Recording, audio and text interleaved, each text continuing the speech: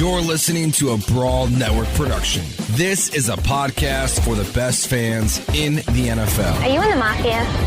Am I in the what? It's time for a Bills Brawl podcast. Second down and 7. Kelly with the time. Touchdown! Bill Brooks. Allen. Deep shot. Touchdown! On the line to Stephon Diggs. And Thurman breaking tackles at the 22. Inside the 10. Touchdown Buffalo.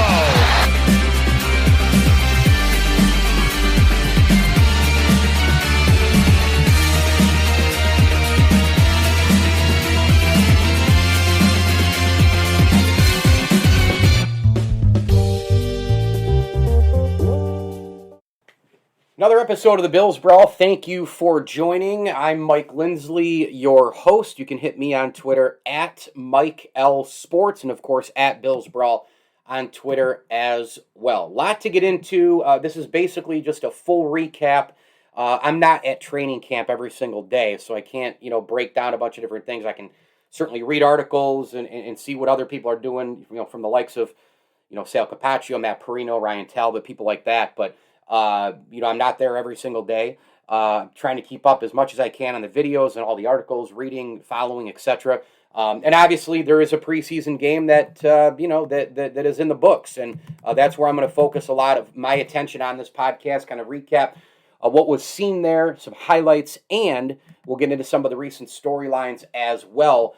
Let's start with just the general. Takeaways of the game and kind of bounce around from what I saw. I mean, I think Greg Rousseau is right now, he's putting himself into a place here to get a lot of snaps, to maybe even start. I mean, this guy is all over the field. I love his athleticism, his versatility, his quickness. We'll see on that left side of the defensive front, him, Mario Addison. And Mario Addison wants this to happen because, he's been very vocal about it in saying, look, this is very simple. I'm at my best if I play a little bit less and I'm fresh. Rousseau is really fresh because not only is he young and really, really good, he didn't play last year. Opted out with the Corona situation. So Rousseau, making his mark. He was all over the field. He's been all over the field and, at practice every single day. So that's a huge, huge thing, for the Buffalo Bills. So that's number one. Devin Singletary, nice game, right? I mean, 42 yards, 8 carries, average 5.3, had the motor going pretty good. Thought that was decent. The Bills behind Josh Allen, we know he may not even start a game in the preseason. I don't think that's really a big deal. I mean, look at last year. They didn't have any preseason. No preseason, no OTAs, no nothing. And they were able to come out of the gates in the first, few games, and they were 30 points. So if you play is okay. If he doesn't, man, I would like to see Deion Dawkins 100% healthy. I know he's back doing the individual drills. Not quite the full team stuff yet, but I'd like to see Deion Dawkins there as his blindside guy. It's literally pointless to play Josh Allen without having that left side big behemoth, your leader sort of on that left side, and Deion Dawkins, a franchise left tackle. But Davis Webb looked good. Jake Fromm looked good. Jake Fromm is really a confident player right now. The Bills are showing that, man, Brandon Beane's going to have some really hard decisions, man. I mean, Jake Kumaro has been making his, marking his territory in camp. Who's going to be kept in the running back room. One thing I think that the Bills are really going to benefit from this year on offense is having an extra burner in Matt Breida, a guy who, let's be honest, this is going to be way different than last year with the crowds. It's going to be basically normal, right? Like, you're going to have to go on the road and face a hostile environment.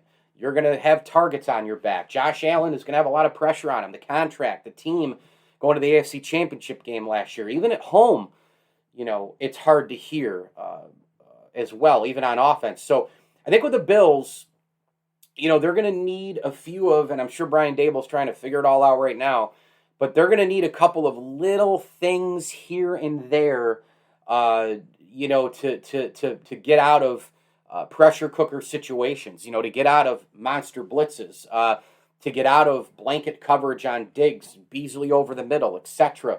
And Matt Breida could be that guy. I think that, you could see some more screen plays this year from the Bills. I know Devin Singletary had that brutal drop against the Chiefs, but he's worked really, really hard in the offseason at, his body, his quickness, the motor, just kind of being a more explosive player, a stronger player, and a guy who can catch out of the backfield as well. So I wouldn't be surprised to see more dump-offs. It obviously helps you, if you're Josh Allen. But this team, look, they're loaded and they're locked and deep at every single position. I think that's the organizational depth is just, it's banana land. When you look at, and I know Zach Moss has had injury problems here again. It's just this reoccurring thing over and over with him, the foot problems, etc. But running back room, again, you lose Moss for a little bit. Well, Antonio Williams, does he get a shot, right, with Breida and Singletary? The wide receiver room, we know how unbelievably dangerous it is. I know Stephon Diggs has been, battling the knee here a little bit. Beasley, you've got Davis, you've got Jake Kumaro, who apparently right now, the Bills are really, really high on Kumaro. A lot of people are kind of penciling him in to make the roster. We know that, and Emmanuel Sanders has battled some of the injuries as well. He should be a factor for this Bills team as well. Just another target for Josh Allen, a guy who's been in the league for a long time. Most people love what they see out of Emmanuel Sanders. Marquez Stevenson has been playing some solid football. Duke Williams is a fan favorite and has been playing some solid football. So they've got 1, 2, I just listed them all off, right? 1, 2, 3, 4, 5, 6, 7 guys. Didn't even mention Isaiah McKenzie. Didn't even mention Isaiah Hodgins. So, and we know that a lot of these guys have, a little bit of an impact on special teams as well. So Brandon Beane's going to have a lot of tough decisions to make for sure. Luke Kuechly was at practice yesterday as I record this and, really helping out the linebacker crew, Tremaine Edmonds and certainly Matt Milano. And we know Luke Kuechly, probably a Hall of Fame type guy, right? He could, I think the former middle linebacker, he's got a shot. He's a BC guy, so you got that little bit of a lineage with, you got that little connection with Matt Milano, who went to Boston College. I think Kuechly's probably a borderline Hall of Famer. He didn't play that long, though. That's the only thing, 2012 to 19. But again, you play short years, and if you make enough of an impact, you look at, not that Luke Kuechly is football's version of Sandy Koufax, but when you look at the numbers, you look at the impact. The guy has over 1,000 tackles. Defensive Rookie of the Year, Player of the Year. Just a lot there. God, what a college player he was too. But that's just going to help, I think, the Bills for sure. Having him around and helping out both players. And so that was kind of a bright spot. I think in camp, have Luke Kuechly around.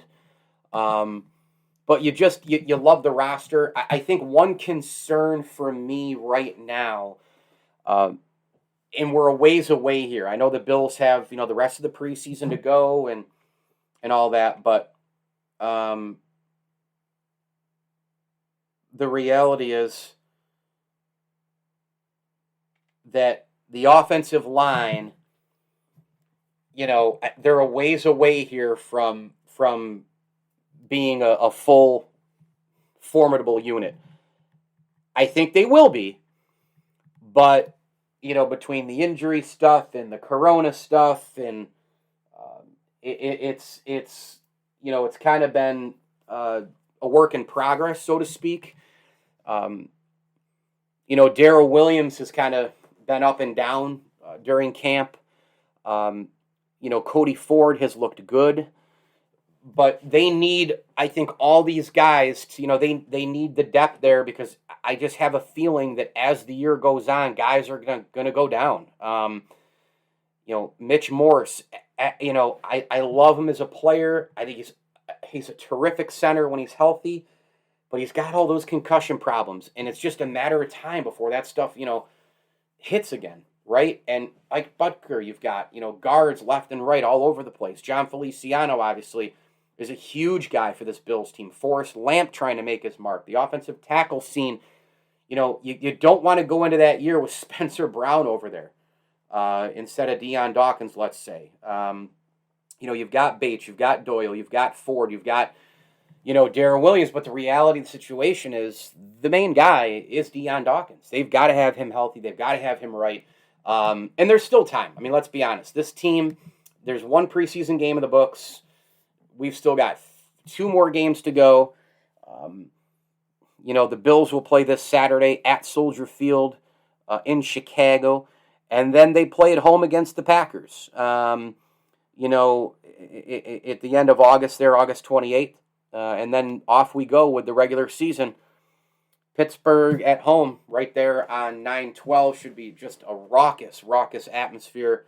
I'm just pumped up for football. I'm so excited for all really the storylines, in the NFL just across the board. I mean, obviously my number one focus and excitement revolves around the Bills, but like the AFC East is going to be really interesting as well. I mean, the Patriots, who wins the quarterback spot? All the defensive players coming back. They're going to be better. You've got Zach Wilson with the Jets. Again, Robert Saleh, defensive guy, not a lot of support around Wilson. I think he'll probably go through a bunch of growing pains, New York market pressure, etc. The Dolphins are going to be really good again. But what's the future of Tua hold? Joe Burrow's back with the Bengals. The Trevor Lawrence, Urban Meyer dynamic in Jacksonville. There's a lot going on. There's a lot going on in the NFL. The NFC East, you got Saquon Barkley coming back for the Giants. Is this finally the year for the Cowboys, right? The Aaron Rodgers, he's back, but he's not committed to 2022. Obviously he doesn't want to be there, but that whole relationship, the NFC West, best division in football going in, last ride perhaps here for Matt Ryan and the Falcons. You've got Matt Rule with the Panthers in year 2. Can the Brady Buccaneers defend? There's a lot going on, man, and it's going to be a Justin Herbert with the Chargers. Fans in attendance, of course. Now you've got stadiums that debuted last year but didn't have full houses in Vegas and LA. You've got the Chargers and Rams and the Raiders now playing in front of some full crowds. The future, I think, looks really, really bright for that Charger team. Hey, can the Chiefs get back to another Super Bowl? There's a lot going on in the NFL. As always, Deshaun Watson, not practicing again. What does the future hold there? So there are storylines galore in the NFL. As always, Matt Stafford with the LA Rams. I mean, there's just so much to look at. The Cardinals had a busy offseason. So I'm fired up. I'm pumped up. I'm ready to go. And certainly I think the Bills, as far as that Lions game goes in the preseason, I think it's probably, everything that you could have hoped for, right? I mean, you go in.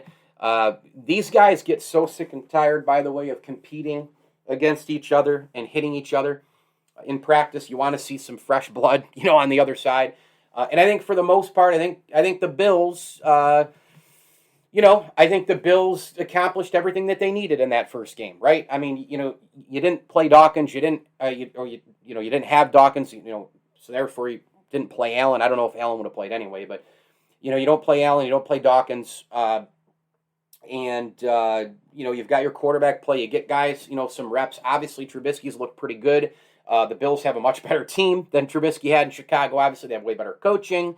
So it's no surprise to see Trubisky look, better with these guys in camp and also in the preseason. The scoring, situation, too, I think, we'll go through it here a little bit, and then I'll just wrap things up. Tyler Bass, 50-yard field goal. Made it 3-0 Bills.